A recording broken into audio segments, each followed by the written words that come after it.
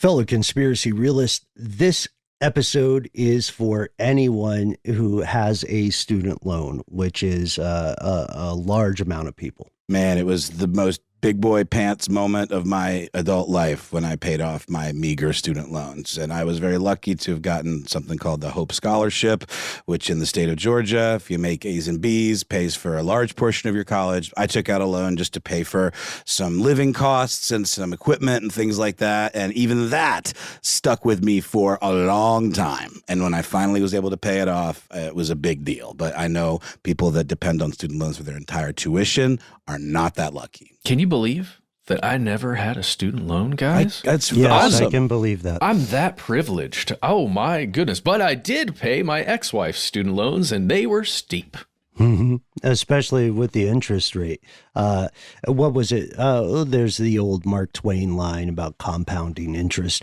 This episode is from 2019, folks, from February of 2019, wherein we talk about the idea of student loans as a systematic conspiracy. At the time that we recorded this, the overall student loan debt in the United States was $1.5 trillion, which is barely even a real number. And then, hey, since then, 5 years later, some of us have had our student loans just wiped from existence. Mm-hmm. And the question is, what happens with all of this money, all of these expectations when the bubble, I'm doing onomatopoeia, I'm doing sound. It bursted. Did It burst. Okay. All right, here's the show. From UFOs to psychic powers and government conspiracies, history is riddled with unexplained events. You can turn back now or learn the stuff they don't want you to know.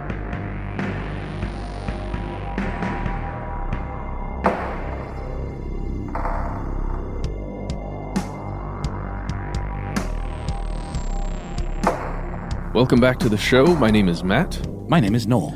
They call me Ben. We are joined with our super producer, Paul, Mission Control Decant. Most importantly, you are here, and that makes this stuff they don't want you to know.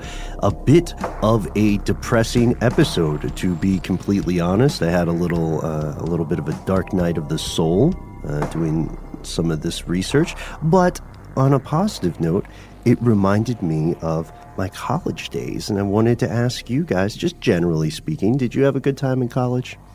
No. No? I kind of had like a really boring, I stayed in my hometown college experience. Mm-hmm. So I just sort of continued life as I knew it in high school in many ways. And then after college, I kind of had a college experience when I wasn't actually in college. I moved to Athens, Georgia. Mm-hmm. A lot of my friends had gone to UGA. I ended up going to a lot of like house shows and house parties, but it was just after my college experience. It was a little removed. It was kind of interesting, actually. Mm-hmm. I sort of like it. What about you, Matt? I had a wonderful college experience. Met my wife, met some of my closest friends, started a company, got hired here. Yeah, all of that occurred while I was in college. So bully for you, man. Good bully stuff. For That's you. Right. That's right. Yeah, the actual college was a little boring. You know, a lot of people end up saying something along those lines. You'll find, and this may be your experience as well, folks, you'll find that many people see the financial or career benefits of college as equal to, or in some cases less important than, the social benefits, such as, meeting your significant other, making lifelong friends, and the social aspects. We are a very tribal species. The social aspects are inherently tied up in any institution.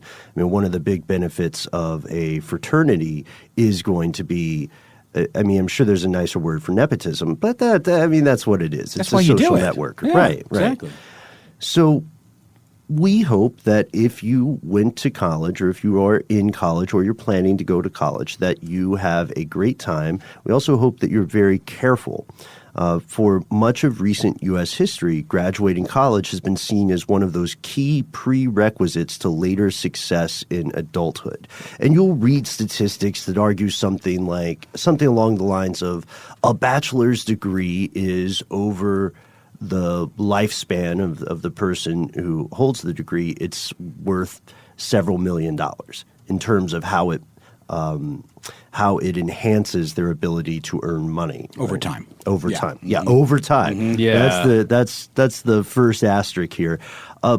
But while it's true that the average lifetime earnings of people with a degree has tended to be about 75% higher than that of people with a high school diploma or less, that doesn't tell the entire story. Sure, there does appear to be a tangible financial benefit, but that's at first blush. That's at a cursory glance. What we also find is that we live in a society, and this is something we talked about previously on our tour, we live in a society where a lot of people were convinced that to have any worth or value as an individual in this our current age, they had to go to college. Even if they got a degree that they didn't really care about, even if they got a degree that wasn't particularly applicable to their later interest in life, they just had to jump through this social hoop to be a person worth knowing or acknowledging as a person. And that is fundamentally, first disclaimer, I know I'm monologuing you here, but that is fundamentally not true. Trade jobs right now will make as much, if not way more, money for the person who is employed in that position than, a job that we would consider maybe more high end. So the person who works in an HVAC job, for instance, may be pulling in bank, and you might not have any idea. So Or driving trucks. Right? Or working in manufacturing. These are fundamentally crucial jobs to the American economy. Not to mention, just like working in like high-end restaurants on the wait staff. You can pull in crazy amounts of tips, $300 a night, more. Or a bartender. Oh man, you don't have to go to school for that at all. Again, we're not saying don't go to school. Right. There is a disparity in this like myth that's sort of pushed, this American dream, which is usually the case with American dream type ideals, that there are lots of ways to skin a financial cat. That's right. But if you do want to get in the upper echelons and find yourself in that 1%, that 0.01%, make yourself a podcast. No, definitely please don't do that unless your name is Ira.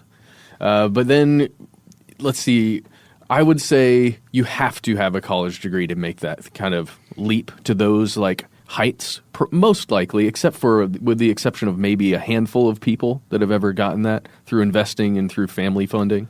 Oh, sure.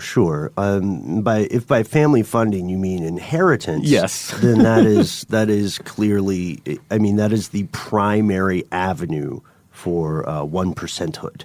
The game is broken. Yeah. The game is more broken than Monopoly, which is probably the most famous of broken games. But before we get all gloom and doom about it, let's get straight to the heart of the matter. There does appear to be this tangible financial benefit. It is your choice whether you decide to go to college. And I think what we're saying here at the offset is that you should not feel like you have to. That just try to think very clearly and carefully through the process, because it is a big decision, It is. And debt is much like a tattoo. It can stay with you for the rest of your life, and it's very difficult to remove. Debt comes for us all. Right. And that brings us to today's question. Is there a student loan conspiracy? Or to phrase it a different way, what the hell is going on with student loans in this country? I don't think that's an unfair question. I don't think so at all. Let's start with what exactly a student loan is. Well, it's right in the name. It's a loan. Somebody, some institution is going to give you a large chunk of cash so that you can, specifically in this case, use it to pay for tuition, for books, for housing, student housing, for food, for whatever you need in order to get through your college experience. And that money is often going to be distributed in some degree in a lump sum kind of fashion. Yeah. So that some goes straight to your school or your institution of learning, and then some other portion goes to you, and it's up to you as an individual to parse that out and budget that out. And a lot of us, when we're in college, we end up spending that on really cool adventures. Instead of, instead of school books. But those books are a racket all their own. That's a different podcast. My gosh, $300 for a textbook? That sounds right. But you can sell it back for $35 at the end of the term. To the same place that sold it to you. It's like my DVD investments. How's that going for you, man? Oh, my God. I tried. I recently was like, I'm going to get rid of the clutter, and I haven't watched these DVDs in years. So I boxed them all up, took them with high hopes to a secondhand book place. Did you go to Book Nook? I went to Book Nook. They handed back almost 90% of them to me and offered me about $10 in store credit for the ones that they wanted. Wow. Store credit. Yeah, it was pretty embarrassing. Did you take it? Yeah. I mean, they literally only wanted like 5 things out of like several hundred. Yeah. And they're still in the back of my Honda Fit. Well, much like you, Noel, these student loan companies offer everyone these loans. But unlike your DVDs, these loans are very enticing. Because a lot of times they have low interest rates, at least comparatively to other loans that you might get. Like 3 to 7%. Yeah, that's really nice. And also you have a grace period. Like if you see one of those credit cards that says, you don't have to pay anything for 12 months or something, or 0% APR for 12 months. Screw your life up for a year. Yeah. And then get another one of those 0% offers and pay just off keep that one. bouncing it around. But for real, that's why these loans, perhaps at least one of the reasons these loans are so enticing, because of that interest rate in the pretty long grace period. Well, and because it goes to a good cause. Yeah. Right? It is furthering your education. Education is widely agreed. I want to be careful about how I say this because some people might object. Education is widely agreed to be a public good.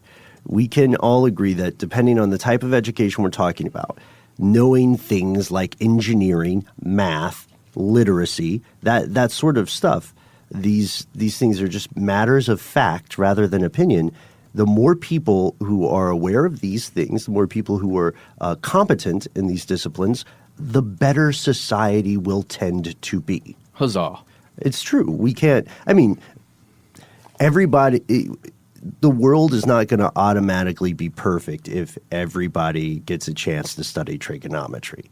But that is a positive factor. Knowledge is power. Yeah, it wouldn't hurt anything, except for maybe everybody would be a little more bothered by simple things that require complex trigonometry that I just don't understand. I know. Also...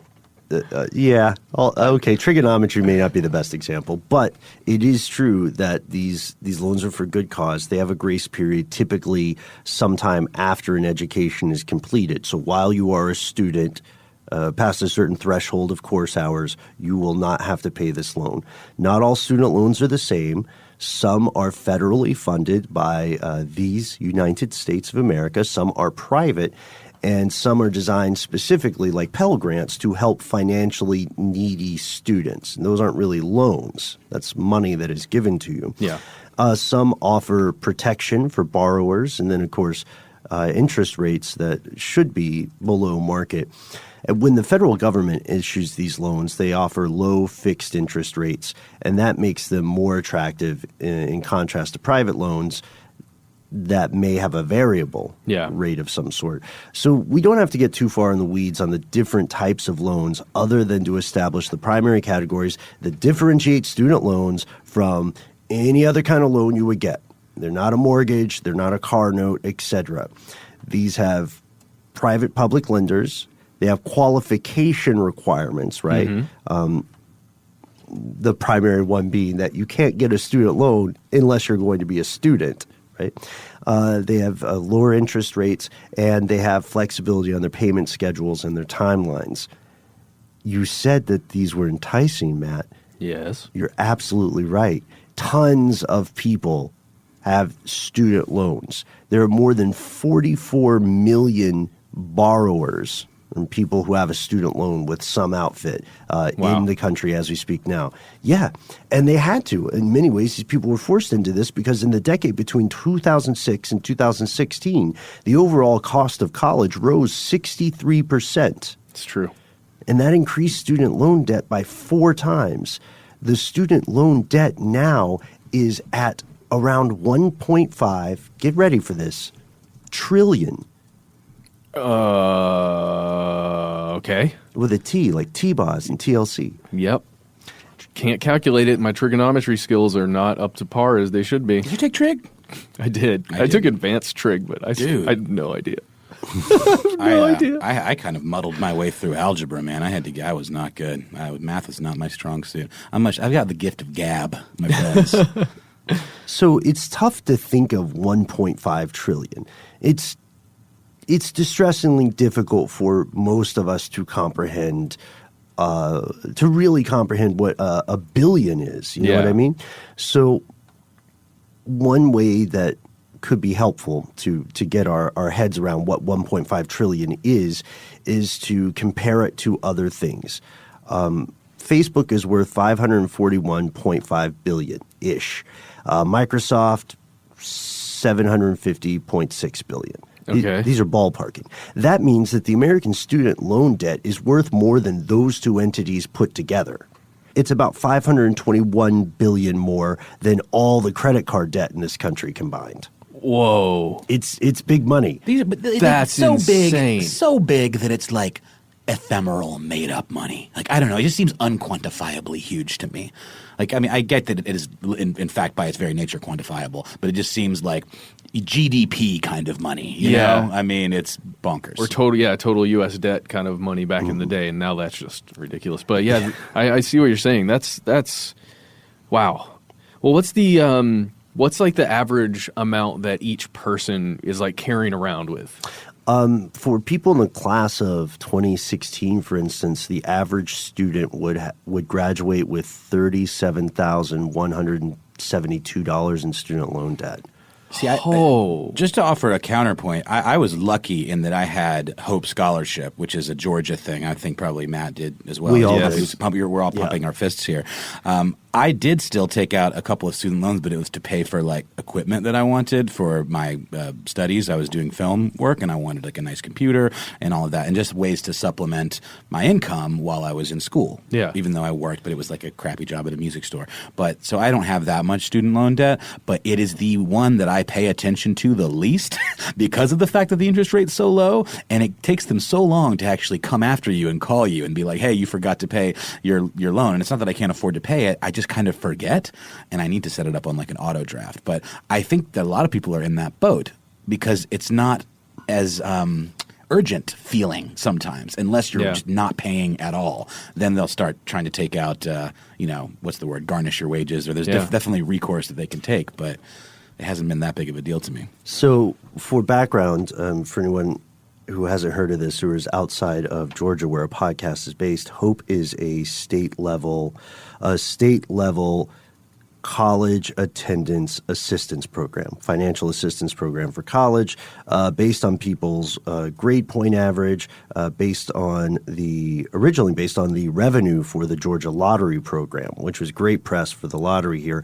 Other states have similar things, and similar to the Hope Scholarship, those things are increasingly, in a lot of situations, they're increasingly endangered by legislation. So we don't know how long they're going to be around, but they did some great stuff for college students. Personally, this is my opinion, I hope those kind of things continue, but the most important point about those kinds of programs is they typically do not give you a full ride. Yeah. You can have Hope Scholarship. You will still need money for supplies. You'll probably still need money for textbooks. You'll still need to find a place to live. You know what I mean? But something's better than nothing, right?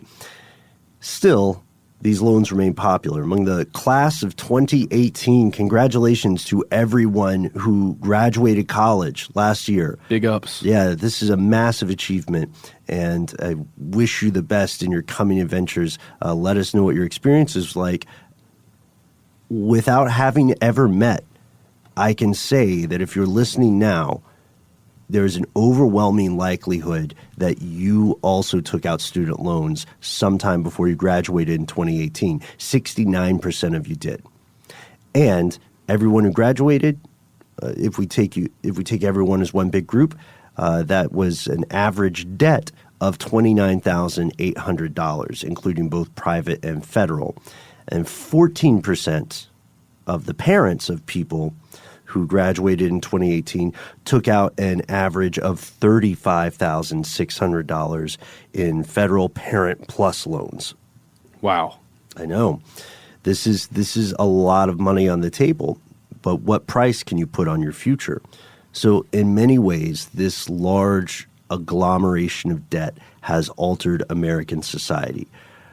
Multiple generations now are far less likely to successfully purchase a home or start a family around the same time their parents, their grandparents, other predecessors did.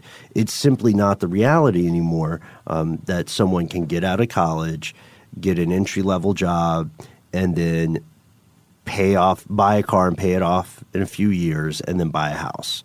That doesn't happen anymore. Especially in certain cities as real estate just goes bonkers, like Atlanta, the way it's being gentrified and stuff. I mean, you can't find a house around here for under $270,000 for like a starter home, and anything like below that is going to be like a massive fixer-upper, which is like scary in and of itself. And then can quickly become $270,000 total worth of work. So instead, what people will end up doing when bedeviled by these inescapable loans is they'll say, okay, I have to push off this one milestone until I can figure a way out of this hole, or at least to get it to a more manageable place. Yeah, that's what my wife did. It was not a good idea. So is this a case of pure mistake, pure misstep? Is this a comedy of errors on the part of economists, the people in charge of deciding how much tuition should cost, the federal government, private lenders, would-be college students, continuing college students, people who are returning students? Is it accidental mismanagement on any one particular person's part, or is there something else at play? We'll get to that after a quick sponsor break. Yes, there is.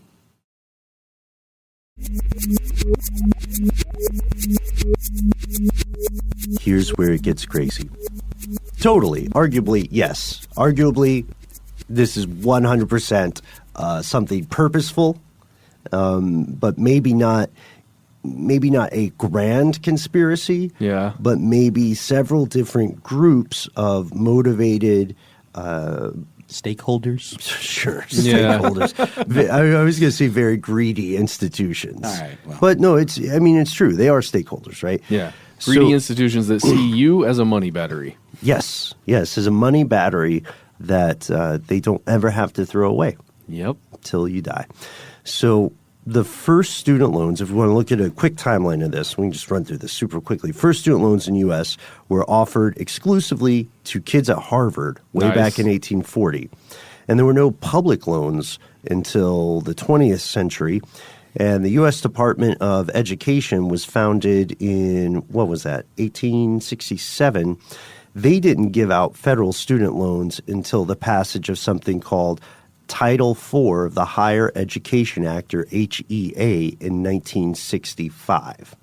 So in the 2 decades before the institution of federally guaranteed student loans, the U.S. experienced a significant increase in college attendance, thanks in large part to the passage of the 1944 GI Bill. And fulfilling this need for affordable higher education, the GI Bill actually subsidized or entirely paid for the cost of college education for nearly half of Americans returning for World War II.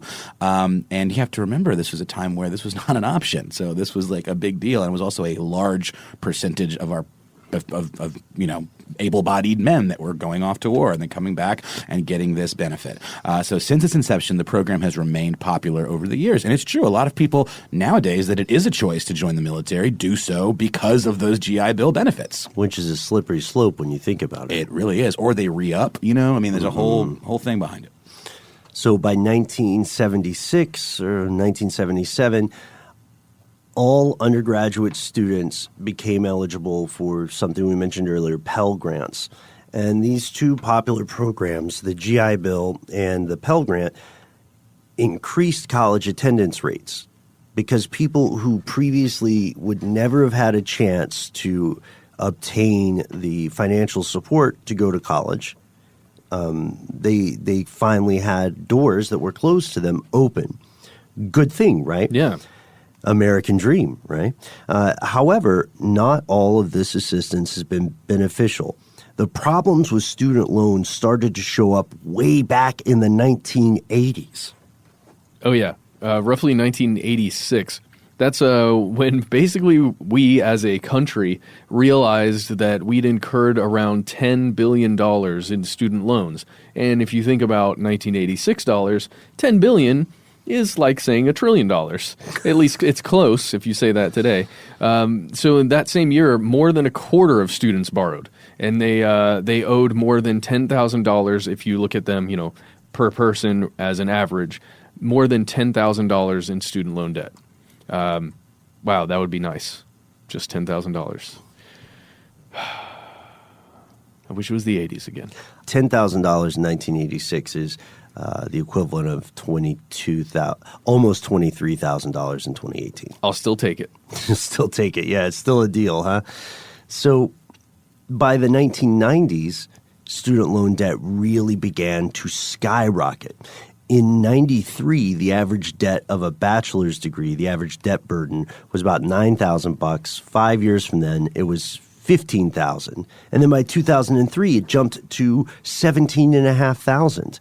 Let's not forget, this happens in lockstep with what's called wage stagnation. Yeah. Wage stagnation is when someone says, well, the minimum wage is this, right? Or I've paid every employee for the past 20 years $32,000, $28,000, whatever, to do this job.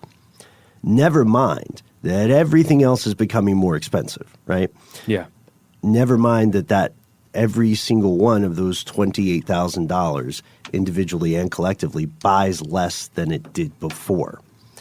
And it's a complex argument, but that's the gist, right? If the cost of living increases, then the demands on an individual budget increase, and if the wage stagnates, there's less and less pie to slice. Yeah, that's a really good way of looking at it. An unfortunate reality.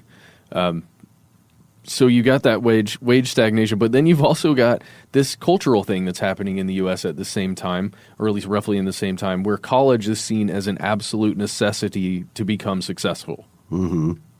Do you want to be an upstanding person? Yeah. Do you want to be worth something in this country? To society? Mm-hmm. Go to college. It doesn't matter what you study. No, of course not. And also pledge if you can. Yeah. Underwater basket weaving, if you want to get that. Is underwater basket weaving like a physical fitness elective? No, it's the euphemism for someone taking a useless elective. Oh, there you go. Cool. So, I like it. Yeah. My drum instructor used to do that. They'll also call them Mickey Mouse courses. Yeah. I've never heard underwater basket weaving. I love that. Mm-hmm. I want to take that course. It's probably pretty tough when you think about it. And it's probably like film. You have to buy a lot of equipment, I imagine.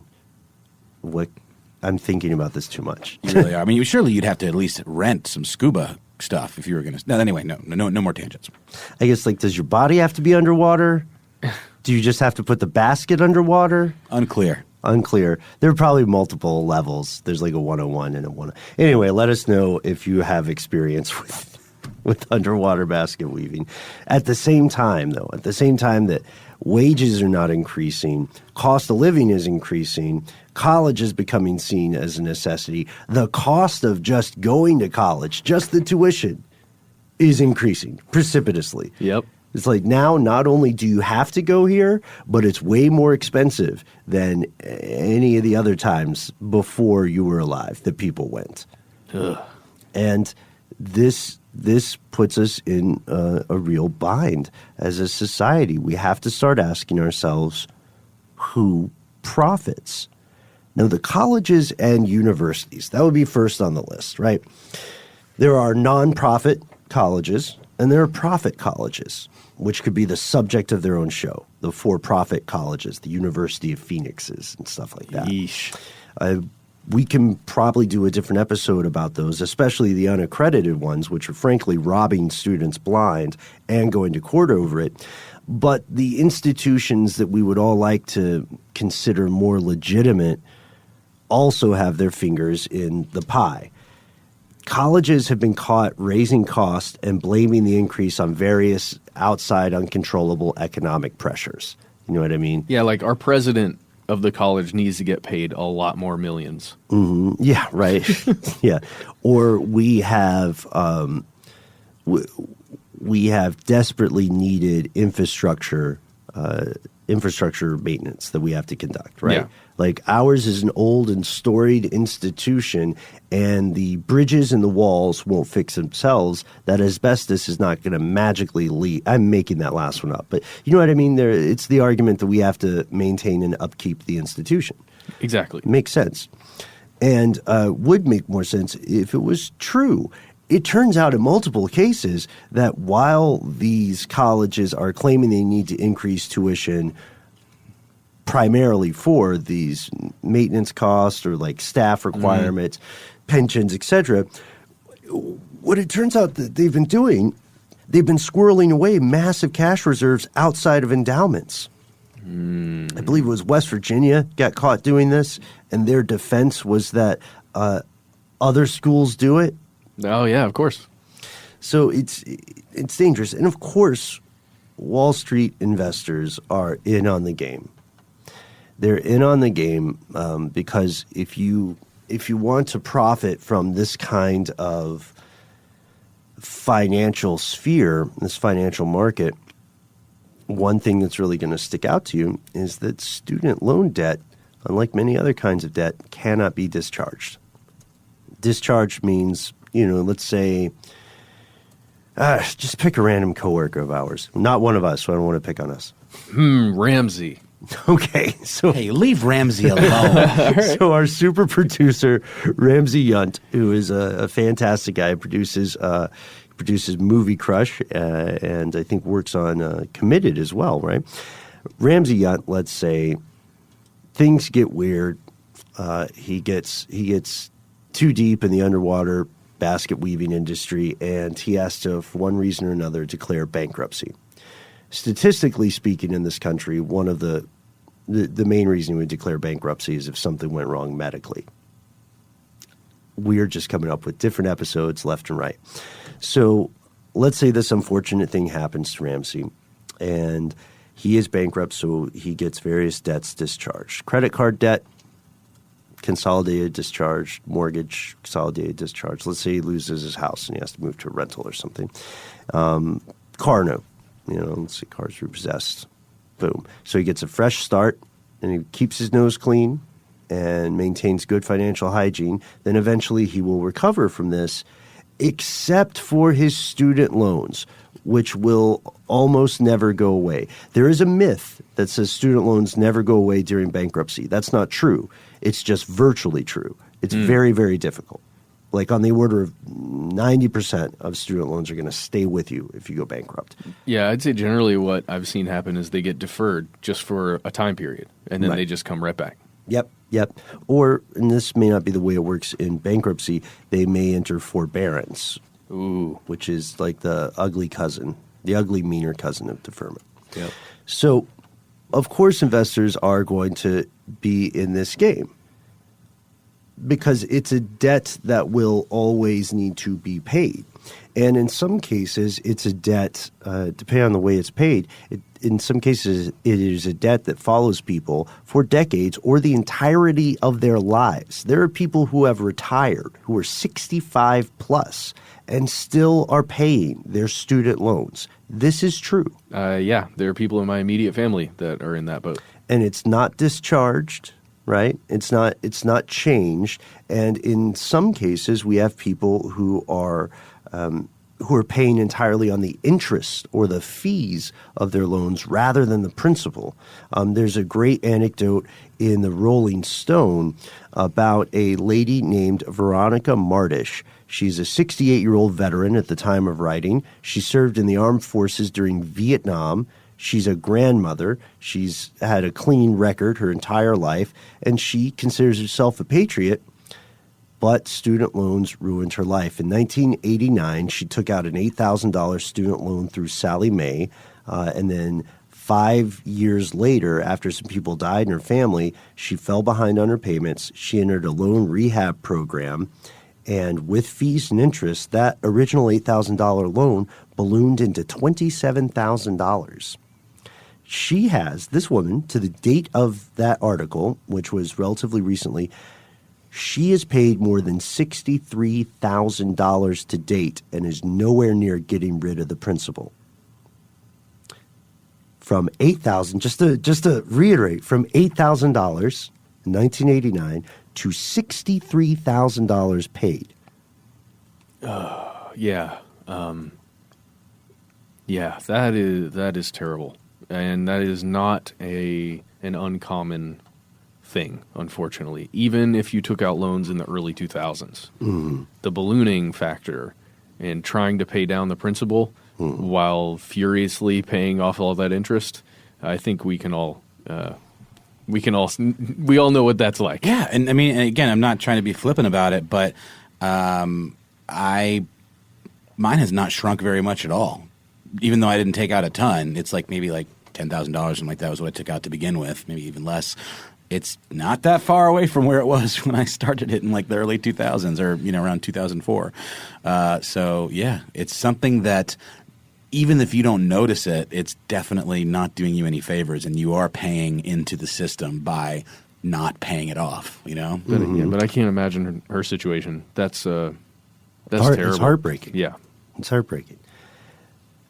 And, of course, as we have encountered in so many other episodes or so many other subjects, so many other stories, whenever the federal government is involved and a problem occurs, everybody in the government says, harumph, harumph, harumph, something must be done. Harumph, harumph, harumph. Let's figure out what's going on here. Do they say that? Yeah. That's how. Yeah, everybody whispers in Congress now. Got it. It's library rules. Yeah. We will tell you what the government thinks about this and what their involvement is after a word from our sponsor.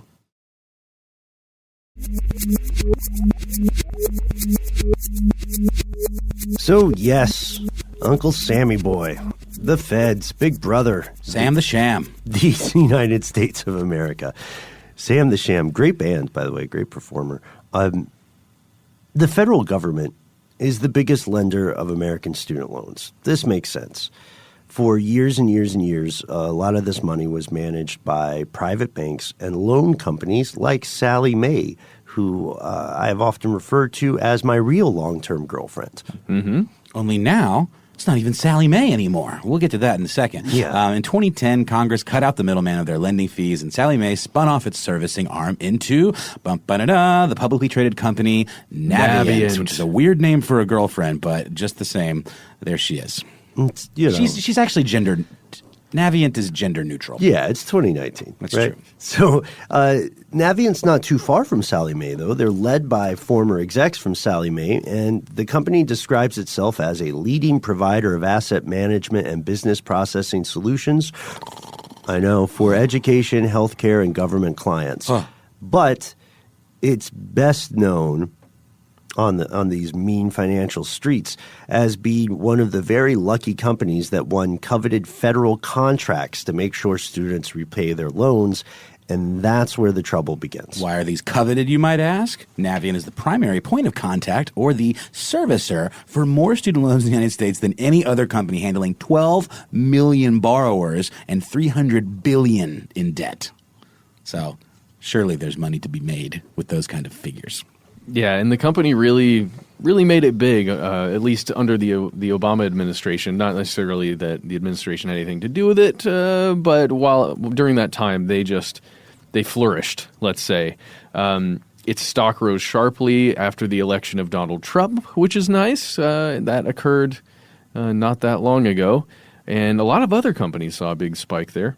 But Navient also has a ton of complaints. They've got more complaints than any other borrower, any other servicer, and this is according to a fusion analysis of data over a course of years. Right. So these complaints have a running theme. The theme is that the company, Navient, has failed to live up to the terms of its contracts and that it illegally harasses consumers. I'm sure we all have friends and maybe some personal experience, not to call anybody out, wherein Navient stalks you, right? From random numbers. From random numbers, right? Seriously. But Navient says, in their defense, that most of the anger that they're getting from consumers. And notice they say consumers, not former students. It's like, we already did an episode of that, right? Yeah. No, the citizens became consumers. We've touched on that. That was a different show. That was a different show. But we've touched on that in multiple episodes of this show. It's scary. It's scary. If you are over 25, that happened while you were alive. Yeah. And if you're old enough to have seen it, it's spooky how we used to say citizen and now we say consumer. So gross, man. But Navient says, in Navient's case, to be fair, these are consumers. Yeah. It's a publicly traded company. So Navient says that most of the problems that people are complaining about come from the structural issues surrounding college finance, like terms of the loans. And that, they say, is up to the federal government and the private banks. We don't make the rules. They say we're just doing our job, fulfilling the contract, so the complaints are not about our customer service. They're complaining about the wrong thing. They should be complaining about the banks and the feds. We didn't make the product. We're just the customer service. In 2016, they received 23 complaints per 100,000 people, borrowers. See, I feel like words like consumer and borrowers are trying to distance us from the fact that these are people. Talking about the borrowers, those little people that live in the walls, and I never saw that. Was that any good? They're just little guys. They have like a whole city in the walls. And they're like hoarders or something? Yeah, they borrow. Oh, okay. That makes sense. Isn't there a mayor like Bobble-Doonery or something? Yeah, Julius Bobble-Doonery. Yeah, I forgot. Okay. So that number, 23 complaints per 100,000, is more than twice that of their nearest competitor. From 2014 to 2016, Navient was named as a defendant in 530 separate, distinct federal lawsuits.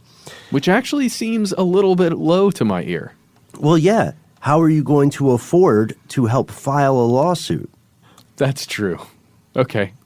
Yep. I mean, really, there should probably be more, but they do make a salient point when they say, Navient as an organization is not capable of making the federal government change its interest rates for you. True. They can't really do that. They can, however, lobby, and they do, and they don't lobby in your best interest. So when we go into the world of conspiratorial or cover-up thinking with student loans, one of the things we run into is an interesting argument. I don't know if you guys had heard this before. I'd never really thought about it this way. There are critics who will argue that the practice of indebting people for going to college has become a form of indentured servitude, primarily because it's so difficult to discharge the loan and it makes you much more likely to get hooked on a paycheck-to-paycheck lifestyle. Yeah, I hate to give my opinion here too much, but I could totally see that argument, not necessarily as being true, but at least ringing very, very true, of all of the different loans that we take out over the course of an average middle-class American lifestyle.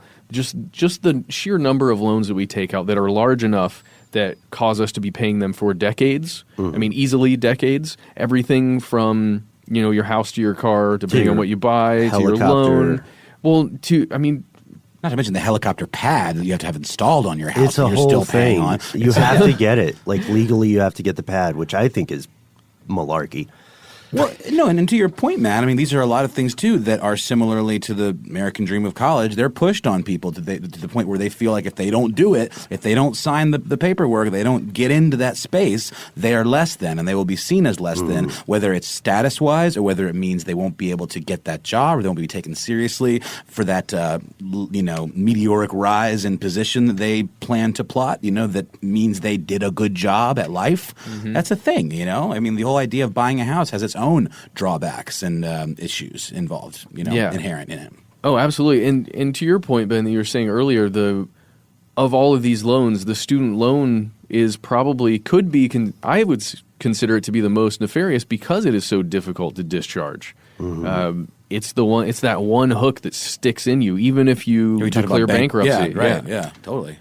Ugh. And so at this point, we can see why that argument exists. One of the questions we have to ask is indentured servitude to whom? Right? Who are you serving in this situation?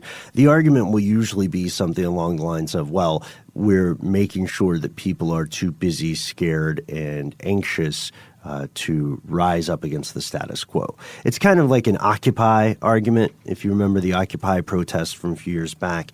So it's not specific. But while that is a maybe more of a fringe accusation, it also reminds us of the argument that the prison system replaced the system of chattel slavery, which has some other very depressing and very compelling points to it. You know what I mean? In this case, what we can see, however, is a clear financial incentive for this system, which is predatory in some ways, to continue. Now, is it predatory to let people borrow money from school for schooling, for education, and expect them to pay it back? Absolutely not. Is it predatory to change the laws and move the goalpost while these people are already attempting to pay this thing back? Yes, I would argue that is very much predatory. And there are, things in place little by little that are allowing some people to get, quote unquote, forgiven for some of these loans, especially when it comes to taking out loans for some of these for-profit colleges that have been wrapped up in so much litigation. I believe there is actually a system where you have to be notified that you're eligible, but if you went in to debt to go to one of these for-profit colleges and then they kind of did a fly-by-night move and disappeared and you were left on the hook, there are ways to get forgiven for that debt. But overall, it's a lot of people making some kind of rash decisions at a time when they feel compelled to do so. Maybe they're not thinking of the full implications of, is this degree going to make me enough money to actually pay back this debt? And then there's this vicious cycle, right? Yeah. Honestly, what would benefit most people entering college now or considering it is, all right, we need, you guys remember the DARE program, which absolutely did not work, right? We talked about this before. Yeah, Dare not to do drugs. Mm-hmm. Dare to give a kid some hope. Yeah. So there have been a ton of PSAs with things like, this is your brain on drugs, or, if you look at someone once, you will get an STD. Abstinence is the only way. All those kinds of things. I found them hilarious. They were probably well-intentioned, but they did not work in the way that the people who created them wish they would.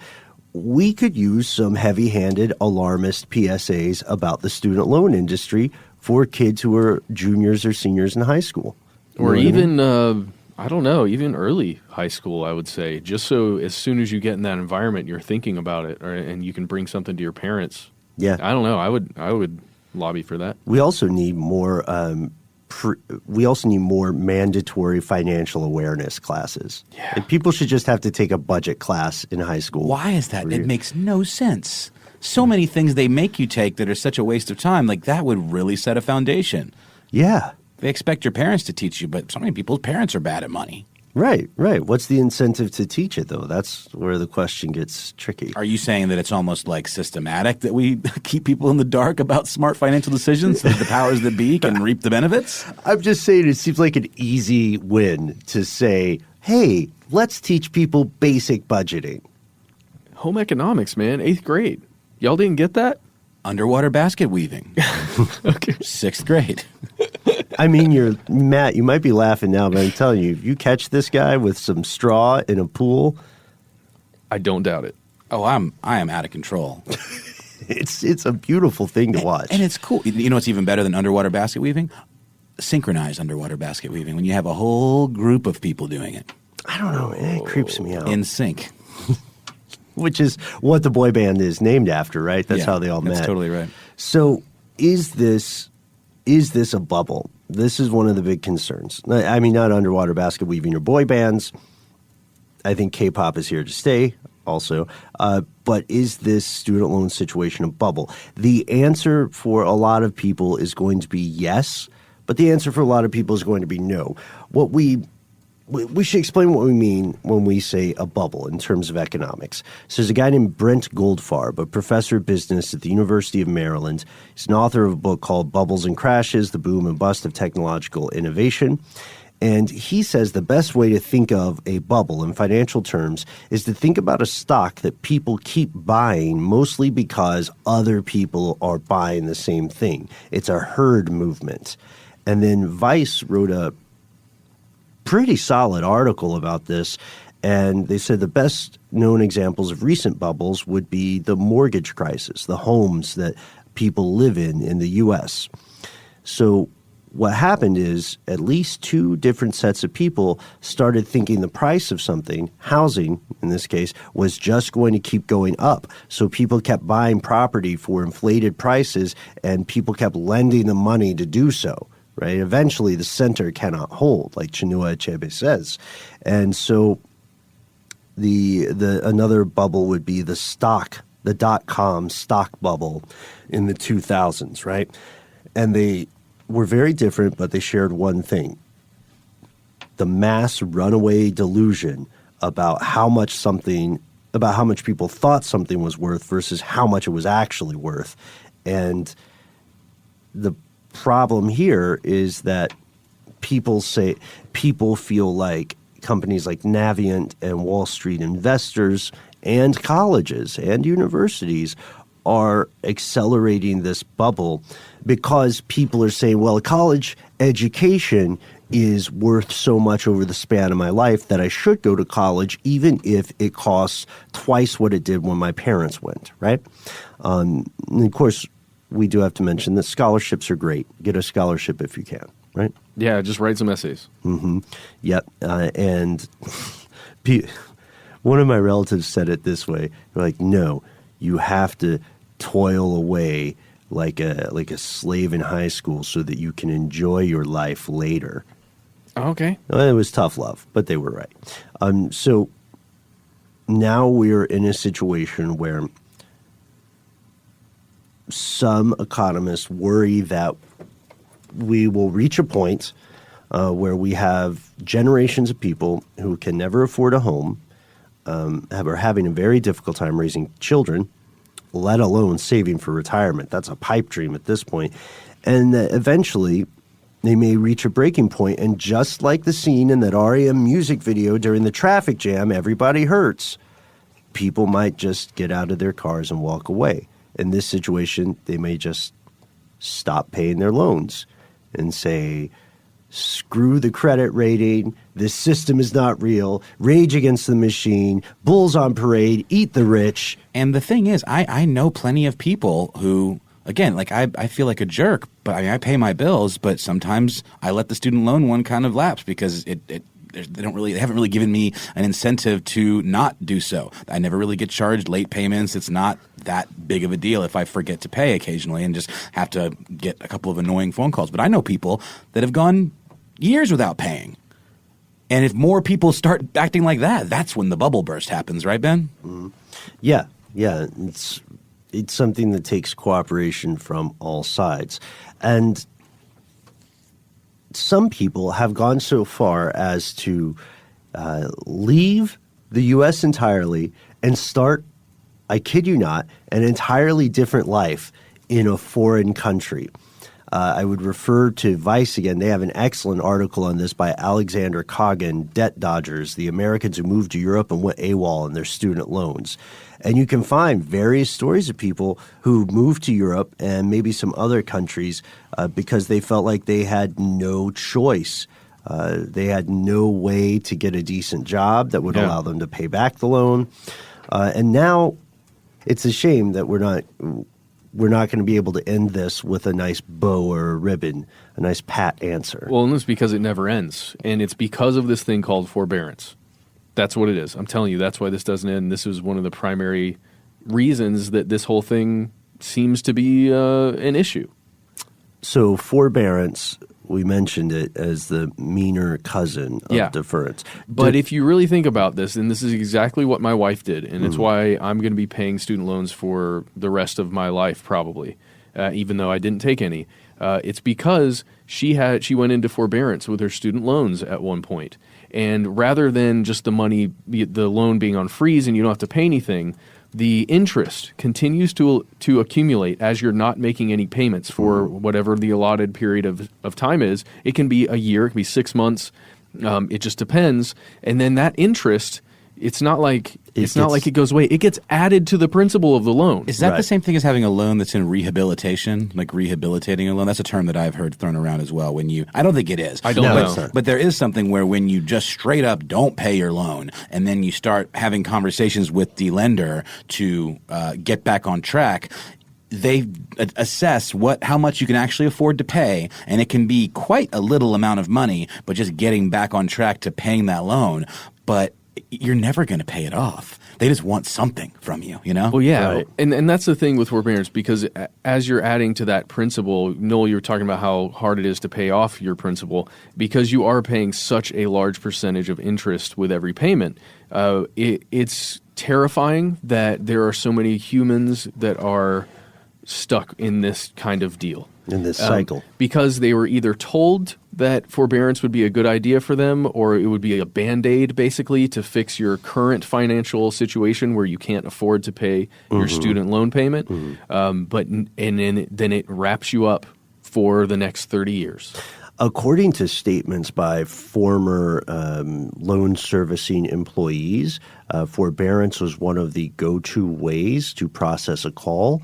They were instructed to keep calls under 7 minutes or less if they could. And the easiest way to do that was to tell somebody about the joys of forbearance. It is a short-term Band-Aid with long-term ramifications. Now, Navient, for their part, and other private loan servicers are doing pretty well in this environment. Since 2014, their execs have given around $75,000 to the company's political action committee, or PAC, which pumped money into different campaigns in the state level to try to prevent some states from tackling the debt crisis. They've spent more than $10.1 million lobbying Congress.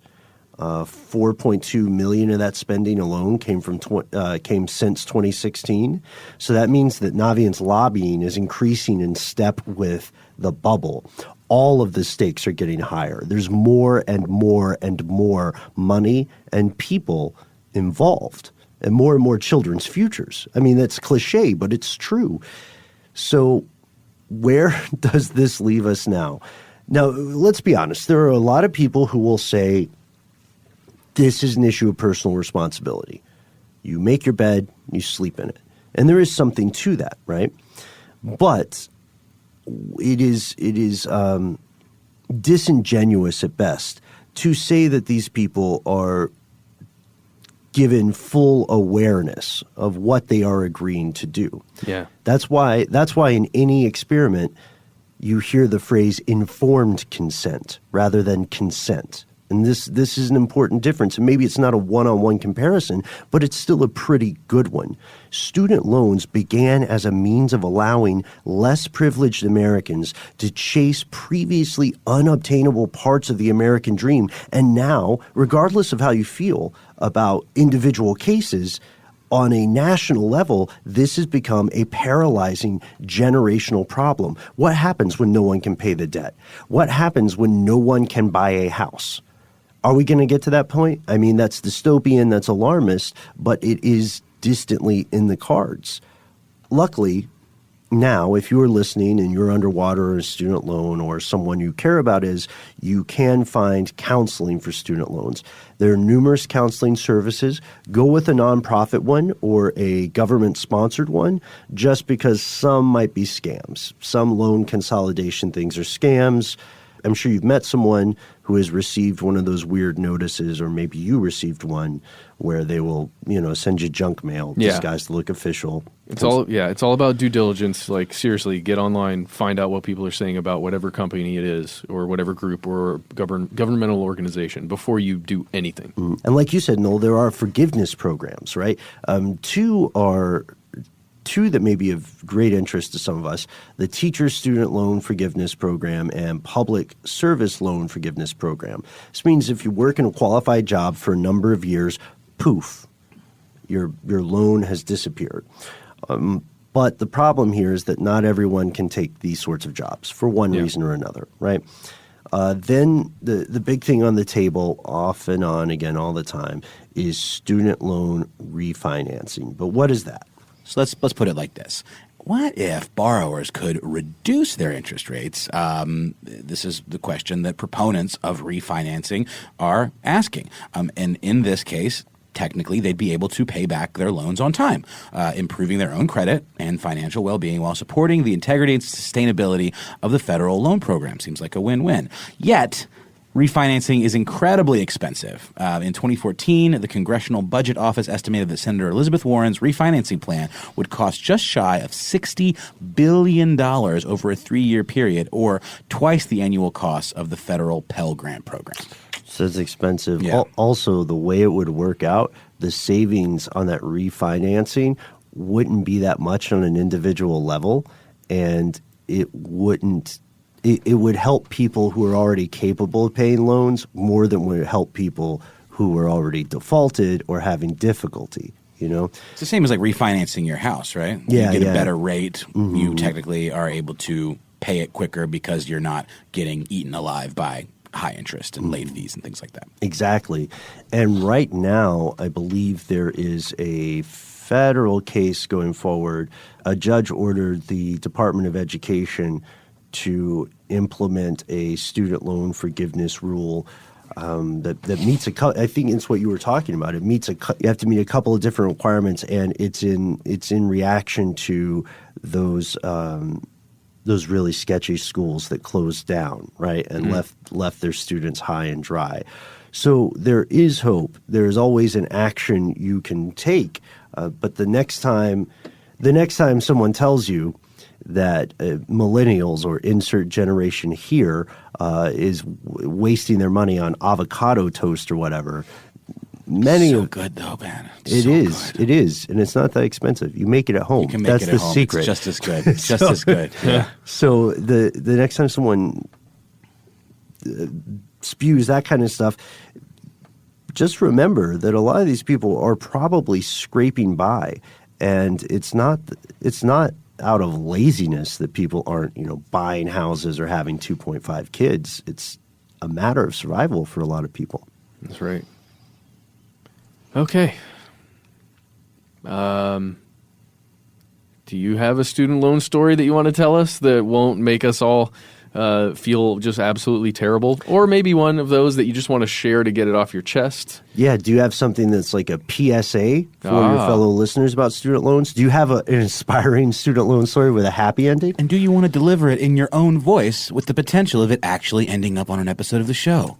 Give us a call. We are 1-833-STDWYTK. As the chorus of voices tells your ears the acronym of our show. Call that number. And don't forget, there's a 3-minute cutoff. So either try to get your story in tight 3 or be prepared to do a part 2. Type 3 is preferable. It really is. Okay, so if you guys don't want to do that, you can find us in most places on social media. We are at Conspiracy Stuff on Instagram. We are at Conspiracy Stuff Show. Oh, yeah, and if you want to see some of my various misadventures before I get disappeared, I'm at Ben Bolin. I am at Embryonic Insider if you want to see cute kid and kitty pics and maybe some modular synth nerdery. Yeah, and I am at 1-872-411-1111111. Just rolls off the tongue. You can also find us, and more importantly, your fellow listeners on Facebook, right? We have a group called Here's Where It Gets Crazy. You either have to name one of us by name to get in, or just say something really clever that lets us know that you actually care about the show.